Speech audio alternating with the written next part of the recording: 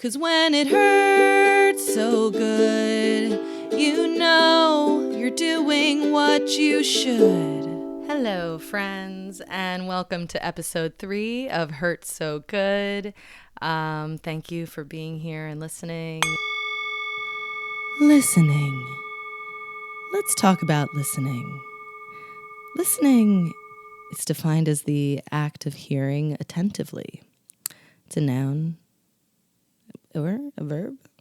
Listening is definitely having your attention on whatever is coming in, and this is a moment of gratitude for thank you for listening. And if I have your attention, then let's have an intention. And the intention is good vibrations, high vibrations, that's why this is Hurt So Good. We want elevation and good vibration and feeling good in our body and in our mind, our body mind. So I think we should take this moment to take a breath. Where you are here, you are there in whatever space you're in. I'm in my space. I'm in my calm, peaceful room. I'm surrounded by my plants and beautiful colors and things that I love. And wherever you are, you are. And might be a beautiful space. It might be a space that you don't find beautiful. But wherever you are, there's a whole world going on inside you that is beautiful no matter what location you're in. And that's what we want to tap into and remember as often as possible. And we can do that in a moment just with our breath. And so with that, I'm going to read something that I wrote last night while having dinner. So much can change in a year, in a month, in a moment. Take a breath. Feel your belly expand. Feel your shoulders drop. Drop into yourself. For now, just a short moment before I start rambling on about a whole lot of something. Breathing in, expand. Breathing out, let go. My chiropractor, Dr. Scott, told me that after 45 years of practice as a holistic healer, he has found that the single most impactful thing someone can do for their healing is let go. Breathing in, breathing out, let go. So every time we exhale, we can practice letting go. Physically, maybe even more. And every time there's an issue or an annoyance that comes up, we can practice letting go. We get to choose peace instead. That's our human superpower. And every time you notice yourself tensing your shoulders or your jaw, maybe even right now, you can let go. Just let go. Let go of your shoulders, your thoughts, your hands, your leg, whatever. I mean, listen, if you're driving, don't let go. Don't let go, all right? Time and a place. But if you can let go, let go. And generally in my life, I look for the opportunities to let go. And I'm always very excited when I can. So back when I first recorded this episode 3, like last Thursday, and I had a nice block of time to do that, I'm now editing in the future. It's kind of far out, but we're timeline jumping right now, people. So let's take it back to last Thursday. And I was recording this episode, and it happened to have been the new moon that day in Leo. And the new moon in Leo energy was all about this, like, be brave, be courageous, be, shine your light, and don't be afraid to take center stage of your life. And so inspired by that and more, I posted a song online that I made a video of a song that I wrote, me singing and playing the song that I wrote. And I'm getting awful clamped just talking about it. It was a big deal for me to post it online and to like be brave, because I generally, don't ever do that. And I want to start doing that and sharing my gifts with the world and sharing my songs and sharing my ideas. And because like if anything's going to be helpful for anybody, then like why would I want to hold on to it all? That's very like Four of Pentacles energy. Sorry, my little tarot side jokes.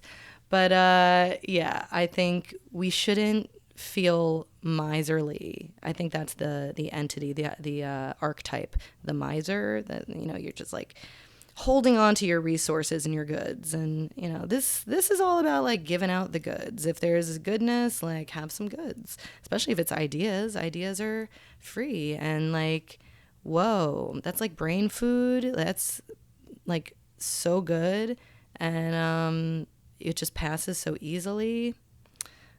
There's some thought work to be done in that whole thing, in any case, or not. With that, what was I even saying here? So in that first round of recording, I was talking about my creative process and how basically I'm at this point of wanting to share stuff with the world. So in this next part, I'm making a point of why this is even relevant to you, because this is about you and you living your best life. And this is what I have to share. Very clear that what I'm saying here about my creative process and my urge to output because it could help someone, I'm saying this for you to consider in your own life and in what you do. And maybe you're not, you don't think of yourself as an artist, whatever you might think of yourself as. You're a human and you have language, you have whatever tools at your disposal. And sometimes you might feel an urge to tell someone something, share something, compliment them, whatever it might be. Don't hold yourself back because you're afraid of what someone might think. As long as you're going to be nice, of course. In this reality, you just don't know how your words, how your message might land for someone. And it might be exactly what they need to hear. You can be the reason why someone has an amazing day. You and your vibration can elevate someone, and then they might go and do something amazing. And it's this positive ripple effect. So you just don't know. So do it. Do the thing. Here I'm going to share a story of me doing the thing, feeling the thing that I wanted to do, the good urge, and I followed it, and I had a wonderful unfolding. This past Monday, I finish up work, I make my train, Grand Central Station, business as usual, and, usually around this time, it's 7:35, there are no fully open seats, so I am going to have to sit in a seat with someone else.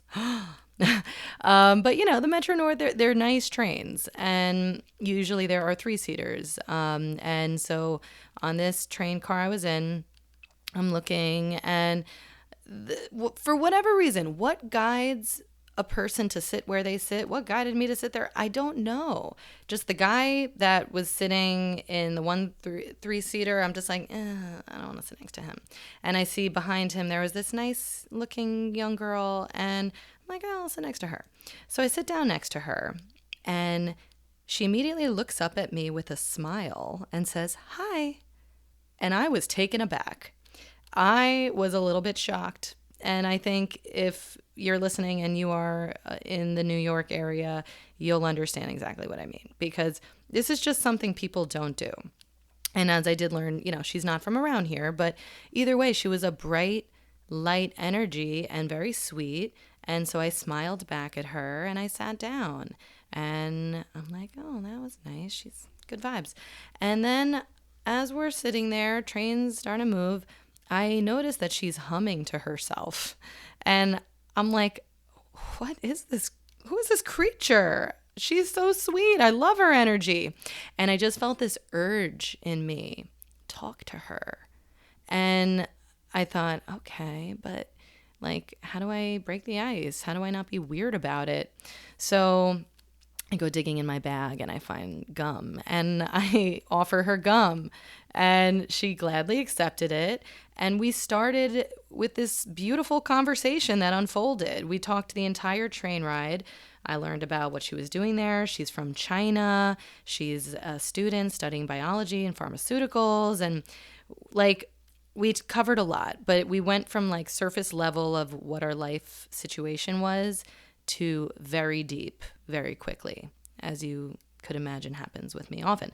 So what really was a pivotal moment, because she was telling me about how she likes to go bird watching. And I asked her, does she use binoculars? And she says, no, the best tool for bird watching are still eyes. And I paused. What? Still eyes? That was profound. I had to write it down immediately. And she's laughing at me writing it down. And I'm like, oh, stillness. I love to talk about stillness. Let's talk about stillness.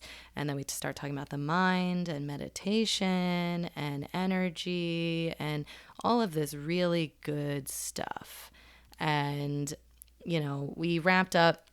So I had to get off at my stop. I gave her my Instagram information. I said, please, you're new to the area. Reach out to me if you have any questions or if you ever want to hang out. I'm here. And it was really a pleasure to talk to you. And it was just so uplifting, the whole thing. And she wound up sending me a message the next day that basically said, thank you for talking to her, because after I left, she felt, in what she said was like so much power, and she felt such good, calm energy that she was able to go home and do this meditation, mindfulness practice that she had been avoiding for a while because it wasn't feeling good. And yet she was able to do it and it felt really good. And she was thanking me for helping her energy shift in that way.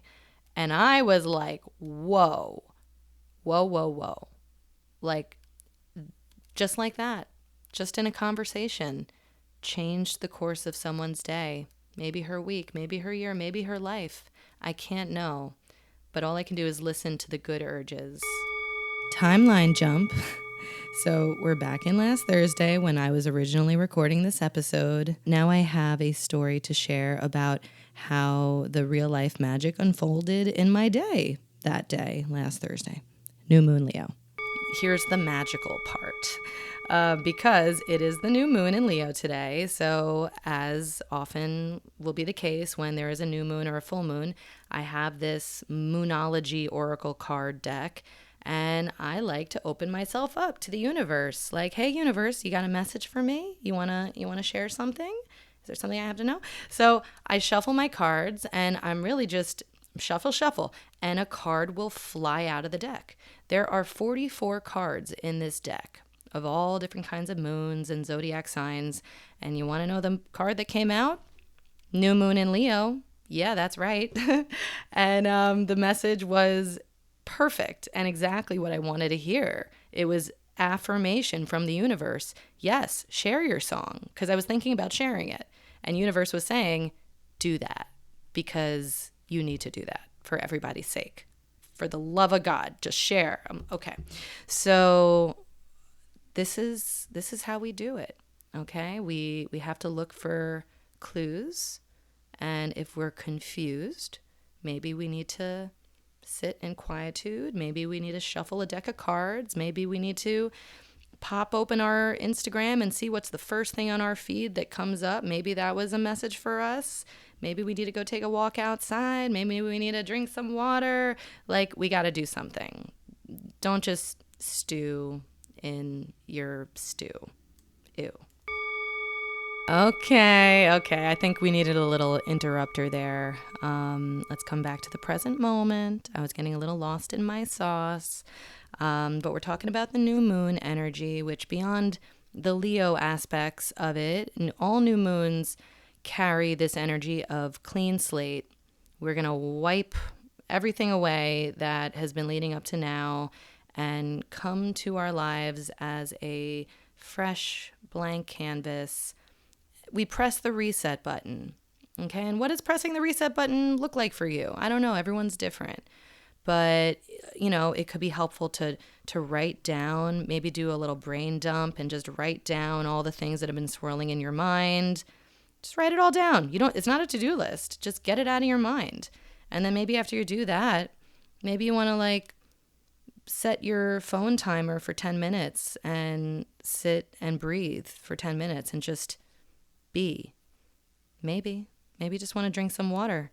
Nothing more purifying than drinking water. The solution to pollution is dilution, as they say. So with that clean slate energy, we can do that basically every day, every moment. People who follow the moon cycles and we have these periodic markers of, okay, it's the new moon, fresh slate. It's the full moon, experience all your feelings and emotions and, all the stuff. It's the new moon, fresh slate. And it's cyclical like that. But honestly, real life, you can do that any moment of any day. Hit the reset button. Reset, restart. Because the only thing, we think that our lives are this continuous line of story and that we are who we are and that today will be a certain way because yesterday and the year before was the way that it was. But that's all mind stuff. That's the timeline that's in your mind. That's not the here and now reality that actually, you know what? I could do something entirely different today. And if I don't like the way that I've been feeling, if I don't like the way I've been being, I could actually be different. I don't need to hold on to anything. Actually, something that Joe Dispenza talks a lot about in his work. I have not read all of his work, but I do know he really gets into the science of how this works, where if we can let go of the way we think life is going to go, we open ourselves to new possibilities.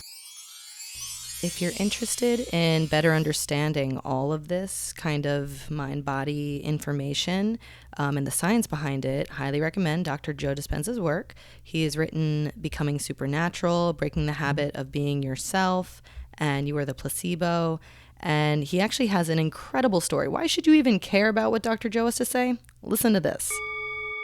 Dr. Joe, he is a chiropractor, and he has an incredible story of how he healed his own body after a traumatic injury from getting hit by a truck, literally, where he fractured from T12 all the way down to L5. That's his whole lumbar spine.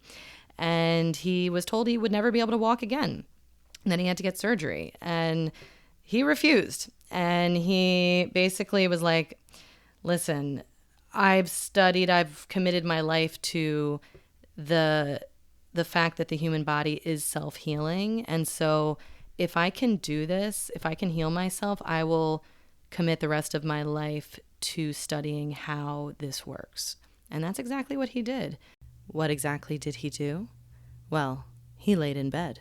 That was all he could do. It's not a laughing matter, but all he could do was lay in bed there. And he decided that if he could, he's going to visualize the reformation, the healing process, vertebra by vertebra, from top to bottom. And he's going to do this visualization meditation where he knew all the science and how healing process works with the osteoblasts and the osteoclasts and please. With that, he did that. And he said that every time he would lose track and kind of wander off in his mind, he would start back at the beginning. It was meditation. He's resetting himself.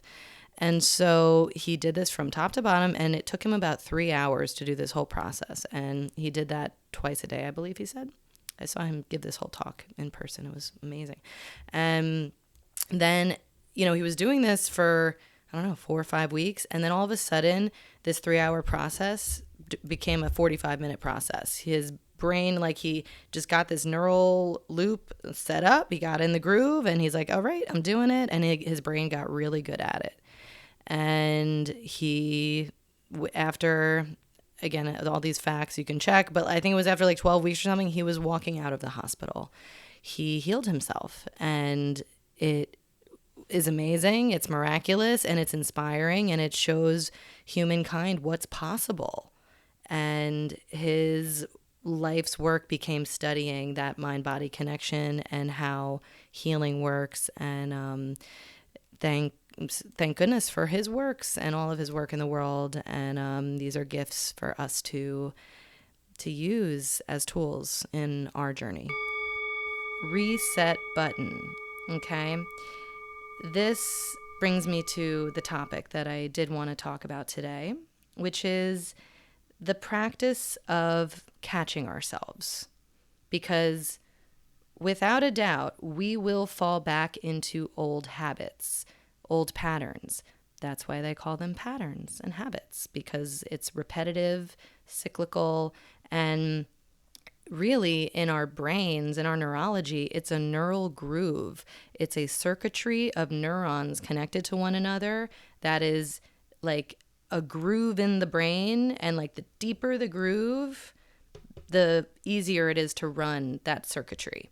We can just call that groove a rut. Shouldn't even be called a groove, because groove is good.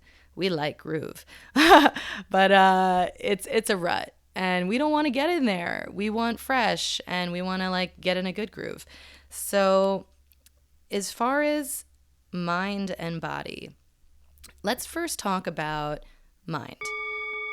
Okay, so in practicing to strengthen and improve our minds, most people will turn to meditation, right? Meditation is like going to the gym for your mind. So when one meditates, there's many ways to do it, but the most traditional classic way is like you sit either on a cushion, whatever, in a chair, it doesn't really matter, but you have to be still. You can't be moving, although there are moving meditations, another story. But there's generally a sense of stillness in your body, so that we might be able to bring a sense of stillness in our mind. Because when we sit still, we become a little more sensitive to the movement that's happening in our mind. And the movement is thought, just coming one after the next. I got to go do this. I got to do that, and like the human brain, it doesn't really seem to like to be stagnant. So the default is thought. And as we covered in the last episode, perpetual thought, constant bombardment of thought is a stress to the body. It just is. It doesn't allow for that stillness, that peace, that calm. That's why like looking out at a beautiful ocean or sunset and like just taking in the beauty, it makes us feel just, wow, I could just be here with this. Because like thoughts don't make this better. This is just so magnificent. So when we're meditating, our goal is to try to be without thought. And many meditators will focus on their breath, because you have to be breathing, right? You could be still, but you still got to be breathing. We need oxygen. So our breath is kind of like this window to our physiology, and we can just pay attention to what's happening in the inhale and the exhale, and it's at least something to focus on. But maybe it's not the breath. Maybe you light a little candle and you just look at the fire, the flame, and you're using more of the visual stimulus. Maybe you might put on a nice meditation music, some instrumentals, and you use listening as the stimulus, the sensory stimulus. These are all, whether you're listening or seeing or feeling the breath, these are all of our senses, and our senses bring us to the present moment. And that's really the goal of meditation, is come to the present moment. Because when we're in our minds, generally speaking, we're in the past or we're in the future. And the past usually is feeling like regret, remorse, anger, whatever maybe it's happiness, maybe whatever it is. But in the future is usually like stress, anxiety, worry. Maybe it's excitement. There's a whole spectrum of experiences, but it's pulling your center into an extreme. And so when we meditate, we're trying to strengthen our mind's ability to be calm, still, and present, because life is actually happening in the present moment. It's not happening in the past or the future. It will always be now. And the better you get at actually being able to be in the now, the more joy you will experience in your life. Because the feeling of like you had something you were looking forward to, let's say a vacation, you were so excited, and then you're there on the vacation and maybe you're like taking a million pictures because you're trying to grasp the moment, because you also like in the back of your mind is this anxiety of this is going to be over soon. And now this thing that I was so excited about, like it's over. You're already upset that it's over and you're in it. You can't even enjoy that you're in it. So of course you should be able to enjoy that you're in it and just soak up each moment. People say that it feels like life is going so fast, and it's because often we're just in our heads all the time thinking, or we're in our phones all the time scrolling, similar things. So we need to be present. And so the practice of meditation, you're sitting there or standing there or laying there, and you're paying attention to whatever sensory input you chose to use, and you just try to really pay attention. And without fail, you will find that thought starts to come in. You start to get lost in thought again, whatever it might be. And then maybe it'll take a minute, maybe it'll take 10 seconds, but you catch yourself. You're like, oh, I was thinking. Come back to the present, come back to the sensations, and you breathe with that again. And then you're going to get wandered off again into the thoughts. Oh, then you're going to catch yourself. Come back to the moment. And so that is the practice, catching yourself. That's what makes you a better meditator. That's what makes you have a stronger mind. These are like lifting weights, repetitions. Every time you catch yourself and come back to the present moment, you just did a rep with a heavy weight. And now your muscles getting stronger, your mental muscles. So catching ourselves. That's how we do it with the mind. And with the body, that's also how we do it. This is how we do it. This is how we do it. This is a conversation that I have with my patients, my people, constantly, because people come in with their misalignment patterns, a right short leg, a high left shoulder, rotation in their torso, like whatever it is. They're not quite balanced and even. And they lay on my table and I do the adjustments and we get them even. And then we got to talk about, hey, what in your life is making you uneven? Because the last thing that I want is that you're going to come back in here every week with the same pattern. Because what good am I really then if we're not actually changing your life? Then I'm just like another Band-Aid, another Advil. It's just not moving your dial forward in progress. So we talk about what are the habits that someone might have. Do you cross your legs when you sit? Is it always the right leg on top? Let's start doing the left leg on top. Let's do the uncomfortable thing. When you're sitting at your desk, and your hand is on the mouse, usually the right hand, is your shoulder hunched up? I know for me, when I'm at the computer, I keep catching that like my right hand's on the mouse and my left elbow will jut forward to lean on the desk. And that is drawing forward my left shoulder and creating this like rounded shoulder. And I keep catching myself and I keep bringing it back to be even with the right shoulder. And I mean, it's so prevalent in my mind because I'm working on a left neck shoulder issue where I started to get tingling in my hand because I I'm doing the same thing everyone else is doing. And I wasn't catching myself. And I was basically, this is a whole other topic, but because of my people pleasing tendencies and I wanted to be the best adjuster and I found I was a better adjuster on the left side of the table, I stayed on the left side of the table, the chiropractic table. And that's how I adjusted people for a decade. 10 years I am adjusting from the left side. So, and I knew that I should switch sides because I was creating imbalance, but I actually sacrificed my body so that I could please the people on the table. And you can bet that that's not happening anymore because I started to have symptoms. And I believe this is actually a topic for another episode I had mentioned, but it's how like our symptoms are our friends, because I started to have this tingling in my left hand that it got really serious to me. And I'm like, oh, I can't just like say this is fine and ignore it anymore. Like to do what I know I should be getting on the right side of the table. And it doesn't matter if maybe my adjustment feels a little more awkward because I'll get used to it.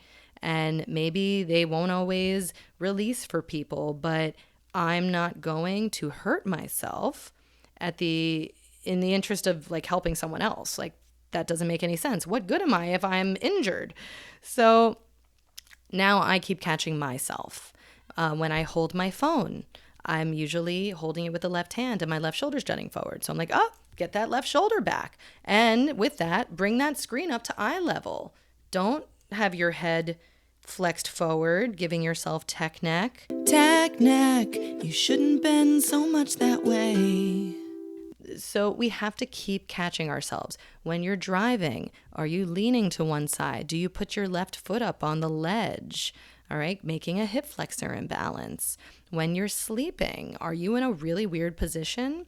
I know once you fall asleep, all bets are off, but if you can at least fall asleep in a proper aligned position, now you're going to set yourself up for more success.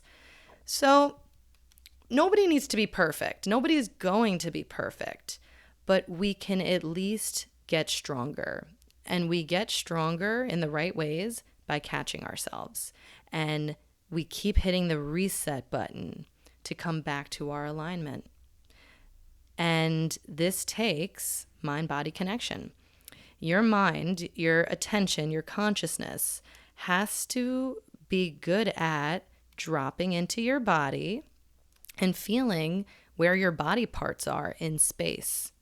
And I know that this is very difficult for some people, because I experience it. I'm working on someone and like I'm trying to feel like their legs and how they move, and they're just like gripping their legs, and I'm asking, can you just try to let go? Like let your legs be heavy, and they just can't. They can't let go.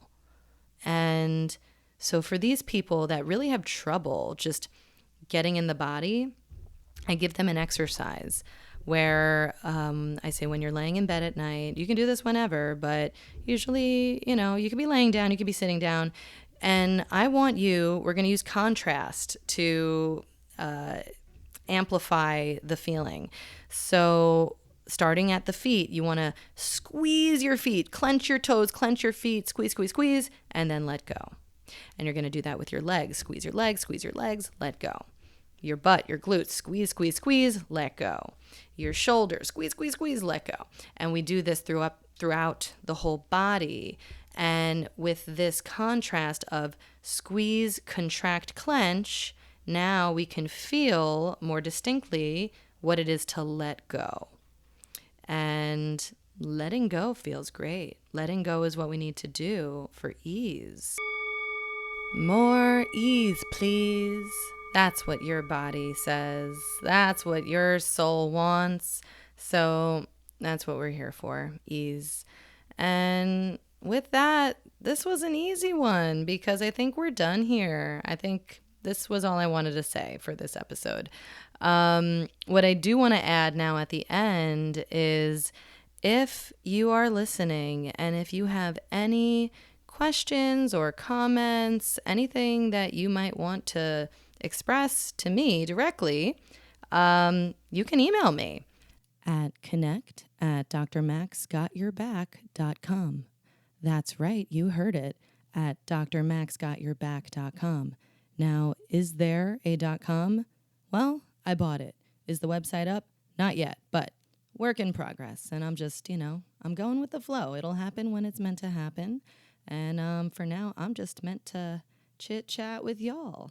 So thank you for listening. And we're about to land the plane. What am I going to say next? It's been a really fun, interesting, deep, connected summer. And so with that, on the note of deep and connected, let's all just take a breath here and drop into your body. Get connected with yourself. That's the most important thing you can do moment to moment. The more connected you are with yourself, the better you feel inside, in your mind, in your body, and then the better you are in your life with everyone that matters to you. And everything flows from there with ease. So that's what we're offering here. This is time to connect with yourself. And thank you for connecting with me in this process. Love and light to you all until our next conversation. Take care.